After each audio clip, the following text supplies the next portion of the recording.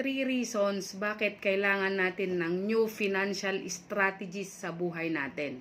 Number 1 reason, noong araw, yung 10 anak kayang-kayang palakihin ng magulang. Pero ngayon, mag-asawa na ang naghahanap buhay, hindi pa rin kayang buhayin.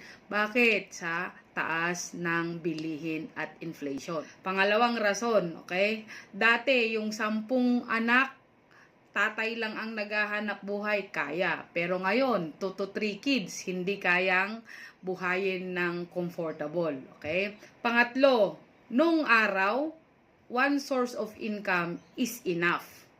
Pero ngayon, dapat at least 2 to 3 sources of income para tayo makasurvive. To know more, kaibigan, comment ka lang below.